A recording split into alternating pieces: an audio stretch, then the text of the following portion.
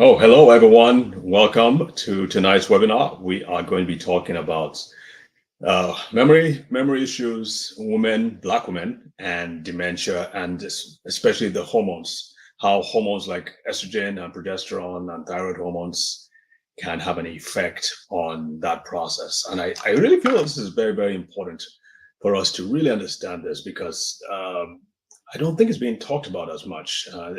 It's baffling to me, really, that we're not talking about this, especially for women in the perimenopausal period, because that is when there's such in many cases there's so much tumult or tumult tumult and turmoil. And that's what turmoil. There's so much turmoil going on underneath the surface.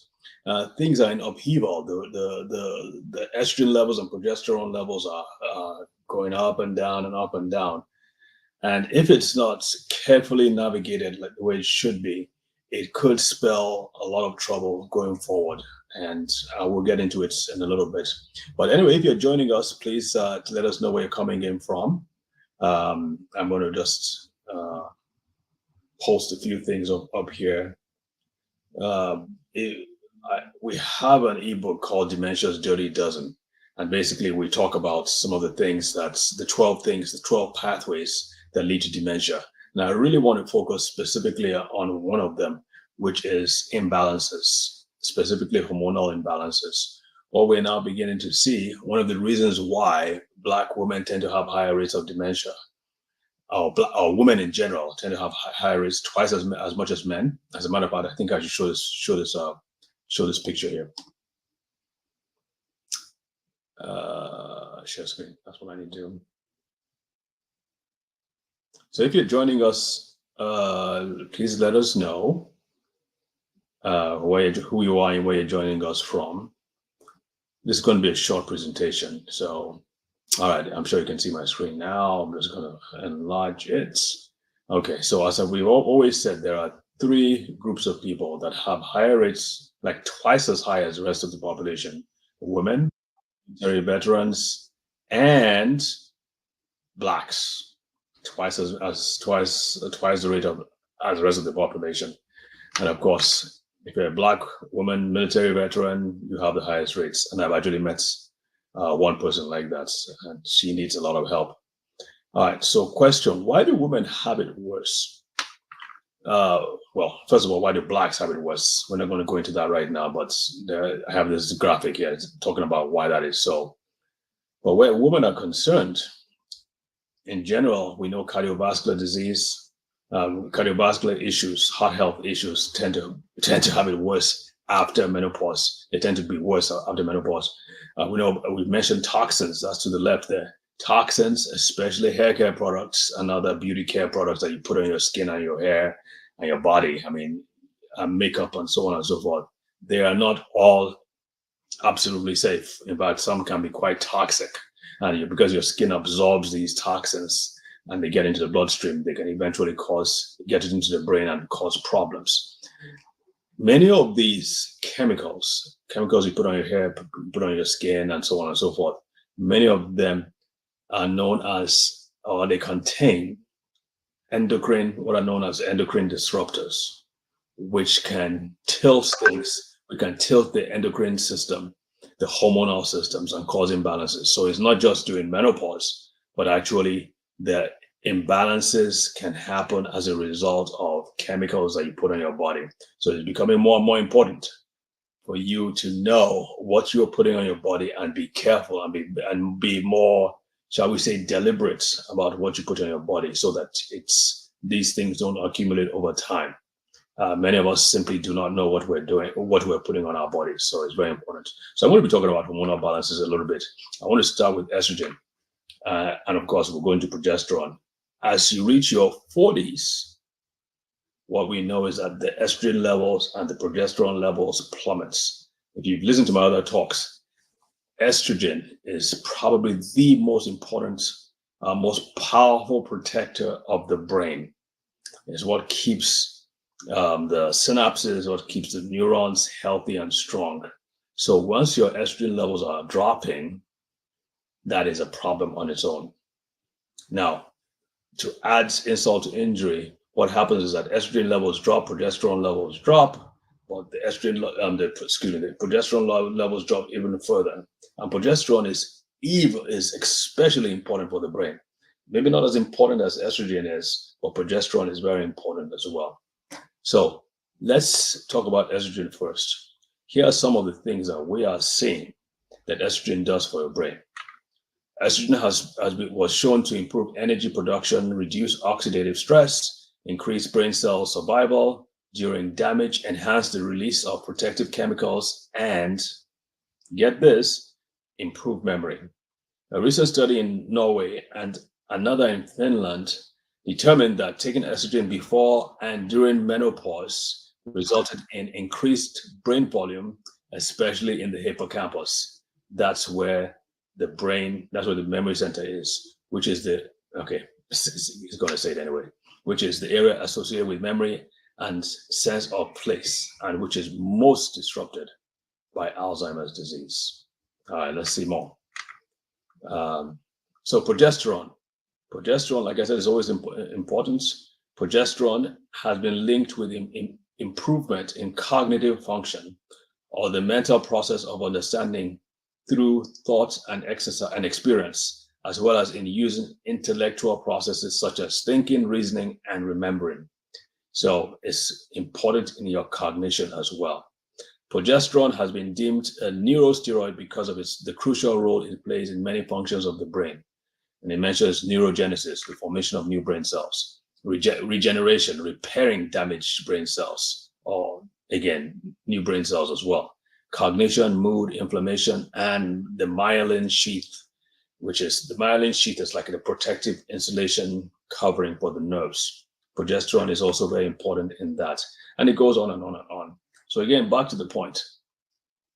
As you reach your 40s and as menopause begins to set in, estrogen levels begin to go down, progesterone levels go down, but progesterone levels tend to drop even further and faster than estrogen levels. So what happens is that there's an imbalance between progesterone and estrogen, and that imbalance is called estrogen dominance.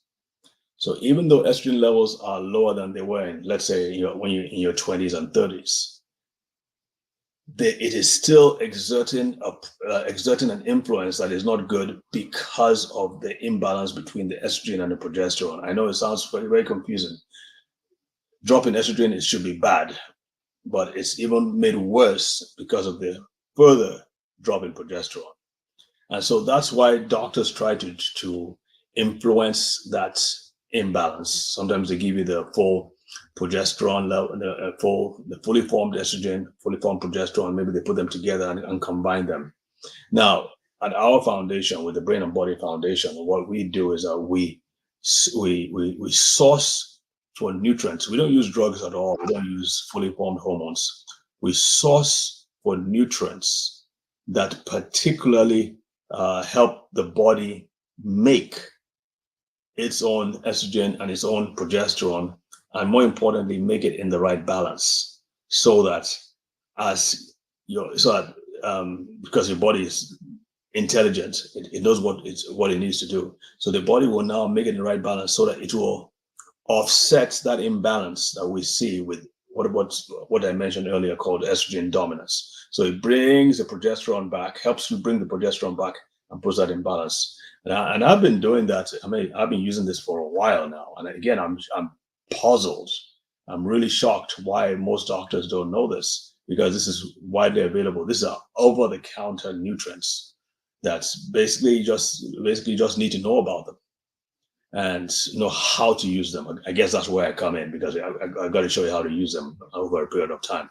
So if you're interested and you want to know more about if you're dealing with the challenge of night sweats, memory problems, cognition, brain fog, things like that happening as a result of menopausal issues, we can help.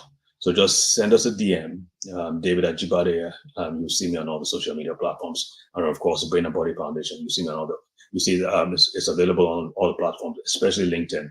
I tend to like LinkedIn a lot because I don't know, some of my best relationships and partnerships have been through LinkedIn. So you can send us a DM and we can schedule a time so we can talk and then see how we can help in any way. So that is that. Another thing I want to mention is and the hormone called, let me see. Okay, I'm just going to take this off. The other thing I want to mention is another hormone, which is called calcitriol. Now, I'm not going to confuse you with it because it is, the other name for that is active vitamin D, activated vitamin D. So thus, in case you're trying, and just in case you're wondering, it is activated vitamin D. And as I've mentioned over and over again, vitamin D is absolutely crucial for brain health, and a lot of other things as well. And many times when I talk about vitamin D, doctors are quick to warn, or don't take too much, and not realizing that the dangers of having low vitamin D so far outweigh, exceedingly outweigh the dangers of having too much vitamin D. And yes, the range is 30 to 100 nanograms per mil. Most people, especially women, Black women, have it lower than that 30. And we're not checking them like we should. So we really need to check them because vitamin D is core, is crucial for it to help you make these hormones like estrogen and testosterone and progesterone. I didn't talk much about testosterone, but again, that's another important one. One of the reasons they are saying why men tend to have lower levels of, men don't have us or half the rate of dementia as women do is that men don't have that menopause period. And besides that, even though their levels of hormones drop in general, their high testosterone levels can be used to convert, the body can convert testosterone to estrogen, which helps to protect the brain. So that's one of the reasons why I guess, you can say lucky us, but we have our own problems as well. So it's very important that you address your hormonal issues, not just your blood pressure. Now, we always talk about blood pressure and your blood sugar. Those have to be normal, of course. But especially, again, if you're approaching menopause or you're beyond menopause, the hormones are very, very important in your brain health. Again, I'm puzzled why we're not talking about it like we should. Doctors should be really emphasizing this more and more and more. So please look into this. If you want to reach out to us, just send us a DM and we'll tell you about how we can schedule an appointment to show you how you can take care of your hormonal levels. Well, this is really, really important. I'm hoping this video will be saved and then it can be used afterwards. All right, another thing I want to talk about is iodine. That's another thing that we don't hear much about. But as you know, your thyroid hormones are very important for metabolism and for the production of energy. And when we talk about energy, we think about the brain. The brain uses about 20 to 25% of all the energy your body gets, all the energy your body makes. So the thyroid hormones are absolutely crucial for brain health. And once again, thyroid hormones drop, like everything else drops as we grow older. But what is, I guess that missing link where the thyroid hormones are concerned are the iodine levels. Iodine is used to make the thyroid hormones. We don't get it in our food anymore. Yes, we're looking at iodized table salts, but that's just minute particles, minute amounts. Iodine deficiency. Iodine deficiency is the number one cause of preventable mental retardation in the world. Iodine deficiency is the number one preventable cause of preventable mental retardation. Now, obviously, that happens in children, but that's the fact that it affects children primarily does not mean that as you grow older, you no longer need iodine. Like I said, it's important for brain function, but it's also more important for energy production in the brain. If your brain is not producing energy, we're now seeing that one of the key hallmarks of dementia is that the brain is not producing enough energy to meet its requirements. And that's what kind of pushes you further and further down the line, that your brain is not making enough energy for itself. Back to iodine. Iodine is what helps you make thyroid hormones. So your thyroid hormones can help your brain have energy. So no iodine or low iodine, low thyroid hormones. Low thyroid hormones, low energy. Low energy, you are on the track to dementia if you're not there already. So iodine is another thing that is overlooked. So these are the things that I would strongly recommend if you have ability to, or if you have access to it. Do a hormonal profile test for progesterone, estrogen, testosterone. So that's PET, P-E-T. The last T, actually there are two T's. There's testosterone and thyroid hormones. So be sure to check for those. In addition, you want to check your vitamin D levels. Always check your vitamin D levels.